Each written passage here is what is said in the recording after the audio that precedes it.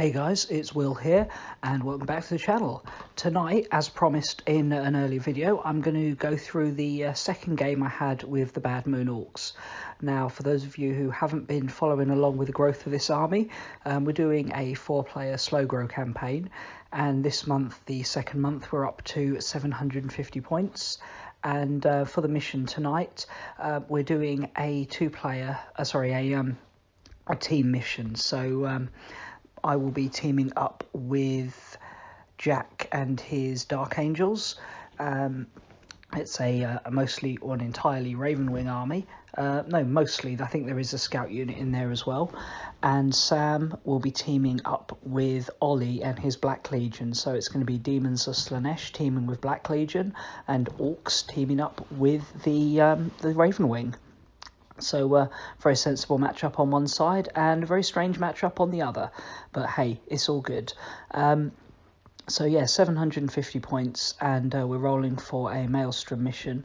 The Maelstrom mission we got was supplies from above, or supply drop, I think it's called, the one where you have 4 objectives or 5 objectives that move around potentially, and you have to score them, and flyers have a slight benefit to that, which didn't make a huge amount of difference because there was only the Dark Angels who had flyers, and they didn't last all like that long, as you will see soon. So let's dive in and take a look at the lists.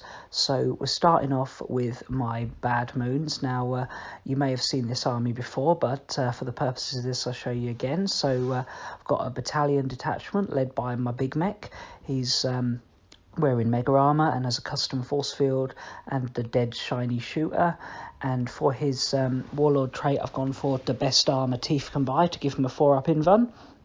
And I've got a weird boy there who I believe had the jump in this mission.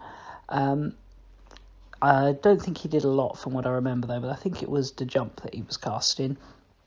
And then for my troops, I had a big 30-man unit of shooter boys. So recently brought that up from last month. I had 2 small units, so I've combined them together and stuck a few more in there. So we've got a big mob there, and 2 units of grots, just min units of grots to screen and get me the battalion detachment. Then I've got my tank busters. Just 7 of them because that's all I had finished. And then I'm intending to bring 10 looters, but as you can see, I left one at home. I've been taking pictures for my Instagram of the one with the plasma cannon, and yeah, left him at home, which left me an orc down. But hey, we'd play on and just see what we can do. Moving on to my allies, the Dark Angels, and you can see here he's got a fairly fast-moving, compact Ravenwing force. That is Samael there leading the force, and then he's got 3 units of bikes here. 2 of them are just, so one of them is standard Ravenwing bikes, the one in the middle, and then the flanking ones are both Ravenwing Knights, so they've got the plasma talons on there. Unit of scouts in the back here, and then the what's it called? The Dark Shroud, I think it is. The one with the big cannon on the front. It might be the Nephilim. Was it the Dark Shroud, Nephilim? One of those. I will try and put up something to point out what that one was. Then we've got my opponent. So this is Sam's Daemons of Slaanesh. So he's got 2 big units of demonettes, 30 in each. I think he's trying to out-hoard the orcs here. Then 2 chariots and a unit of fiends. And then leading the force, he's got a Herald of Slaanesh and the Mask of Slaanesh. And then finally the Black Legion. So this is Ollie's very unique Black Legion force. So he has a Lord Discordant, which is the main thing he's added this month, and Chaos Lord with a jump pack and the Relic Chainsword. So last month he added 4 models, this month he's only added 3. His models from last month are that character guy that comes in the start box. I'm spacing on the name, I probably should have researched this before I started talking. Master of Possession, I think it is. He's sort of a a psychic support and like helps out demon engines and other demon units. And has he got some demon engines here backing up that Lord Discordant? He's also got the 3 venom crawlers. Nasty, nasty things. They absolutely kicked butt in our opening game. So it'll be interesting to see if the Orcs and the Dark Angels can actually counter them this time around. So we're playing this game at 40k Gaming. Great place to play 40k if you're in the Colchester area, or if you're ever really in Essex and can make it down on a Friday night. It's always a good time. And we rolled up the table quarters deployment. So we've got 5 objectives placed around the board that move around, and the table quarters deployment. The Forces of Chaos deployed first. And what they've done here is used the venom crawlers with their really high armour to kind of be right at the front and act as a screen and distraction, hoping that we would struggle to take them down. Then the Fiends and the Seekers chariots going down the flanks, Lord Discordant with the other characters taking cover behind the venom crawlers, and then all the demonettes at the back, because although they are fast-moving melee units, they're also very fragile, and the Orcs are bringing a lot of DACA, so I think the idea here was they need those troops to capture objectives, so let's try and keep them safe. As you can see, they've got one objective right on the start here. We deployed somewhat more separated. The Orcs kind of deployed almost in a rank order, so we've got the Grots at the front, then the boys and the looters at the back, with the tank busters slightly off to the side by the woods, and the mech and the weird boy in there to give buffs and support. That custom force field really means that we want to keep nice and close together. The Raven Wing went down the flank with the regular bikes to the back and the knights further forward. The scouts, which proved to be really useful in this game, sneaking off, kind of just trying to stay safe and inconspicuous, grabbing that objective, and his flyer, which I'm pretty sure is the Dark Shroud, at the back, because that's got a buttload of movement, so it can go where it wants to go. Sam and Ollie's mixed chaos force had the first turn, or at least the choice on the first turn, but they chose to go second. So it's the Orcs and the Dark Angels going first. And as you can see, the majority of the forces have advanced. Dark Angel, Raven Wing Knights getting nice and forward. Obviously, the Flyer's gone forward there. The Orcs moved forward fairly conservatively, just trying to get into maximum range and avoid too much of a counter charge there. Grot screen is always handy for that. But as you can see, both the Scout Squad and the Looters have stayed still. The Scouts because they want that objective, and the Looters to get the maximum firepower. And yeah, the Looters had a great turn.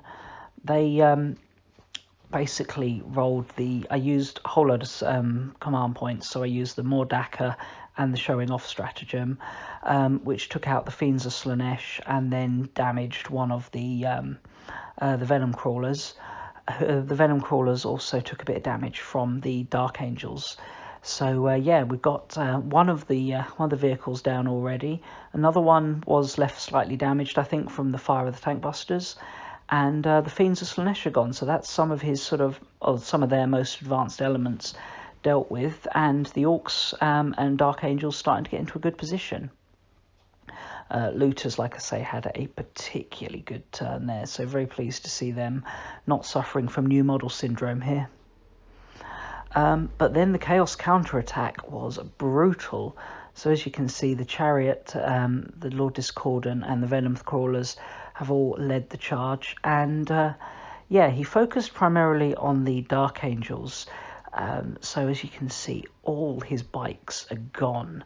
Fire from the Venom Crawlers is just lethal.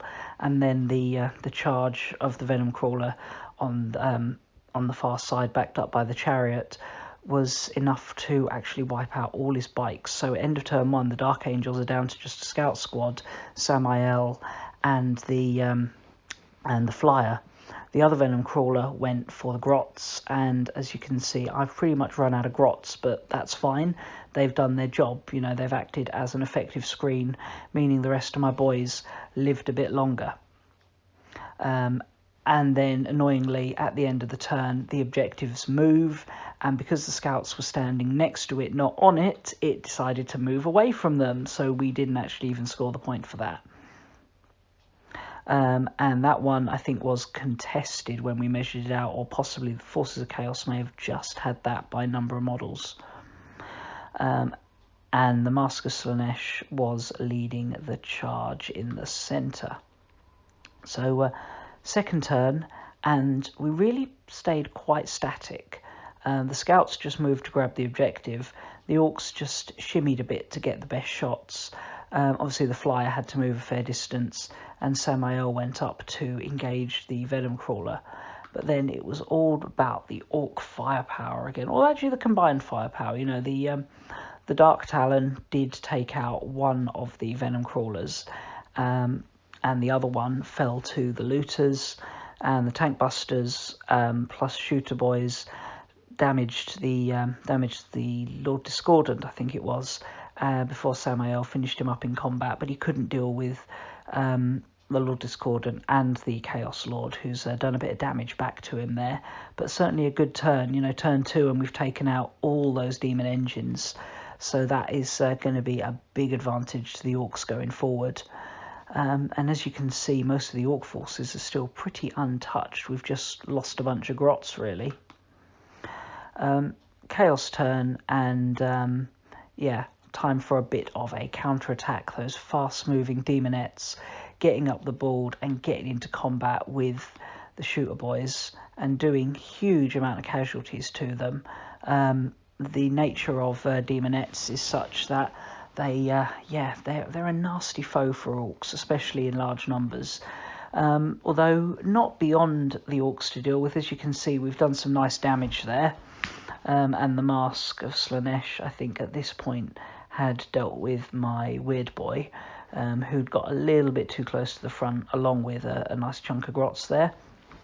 And yeah, his Chaos Lord with the jump pack and the special chainsword got into combat with my big mech, but thanks to the best armour that Teeth can buy, the big mech was able to survive and do a little bit of damage back to the Chaos Lord even.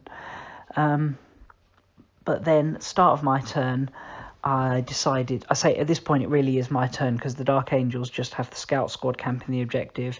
Samael went down in combat in the end to the Chaos Forces, and so the scouts are just camping the objective really. It really is just down to the orcs to carry the game here. Had enough CP left for Unstoppable Green Tide, best stratagem that orcs have access to. And that's saying something because we have some really good stratagems. So pulled the damaged boys mob out of combat with the demonettes and set them up down here. That left the tank busters in a little bit of a vulnerable position with the potential charge of the demonettes.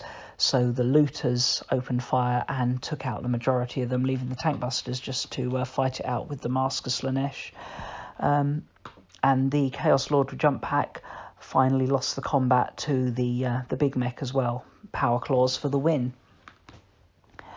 And yeah, things were all really going quite swimmingly at that point, and it was kind of a foregone conclusion. But the Mask was able to kill a few more of the tank busters. But then the other demonettes couldn't get into combat, which then meant in my turn, the shooter boys were able to push up and pretty much wipe them out at that point. So at this point, he just had a Herald of Slaanesh hiding on a backfield objective. Yeah, victory, very much victory for the orcs there. You know, kind of want to say victory for the Orc and Dark Angel forces. And to be fair, the Dark Angels equipped themselves well, sacrificing themselves to allow the orcs to win. So thanks to Jack there, because those bikes taking the majority of the shooting from the Chaos Forces on turn 1 was why the orcs were even in a position to do what they could. Forces of Chaos were a little bit unlucky. In the first turn, we did have some really good rolls, which contributed to them not having much stuff. But also, you know, pure Slaanesh Demons and pure Black Legion probably aren't the strongest forces available to Chaos at the moment. They're doing them more for kind of fun armies that might synergize well together at a later date. Whereas, yeah, the Badmoon Orks have been chosen particularly because they are a faction I want to play competitively, and I've started off with some of the most competitive models. So although this army isn't meant to be a purely competitive army, the idea is, as I've said before, that the competitive army is the combination of the best of the Badmoons and the best of the Evil Suns. To do that, I have painted a lot of my most competitive Badmoon units first, which gave me a bit of a, I don't want to say unfair advantage, but certainly a solid advantage here. And yeah, the boys really carried the day for me in the end. Being able to just respawn a mob that size in a game this small makes a huge difference. I mean, even in a 2,000 point game, respawning 225 points of orcs is significant, but when that represents best part of a third of your army, that's huge. It's like playing with a third more points than your opponent. So yeah, things went down well. I'm very happy with that. And yeah, thanks to the guys for a good game. It was good fun. And I think next time, though, the Orks aren't going to have it so easy because, yeah, I think Chaos might be stepping up their game. But anyway, thanks a lot for watching. I hope you guys enjoyed this, and hopefully I'll see you all again soon. Bye.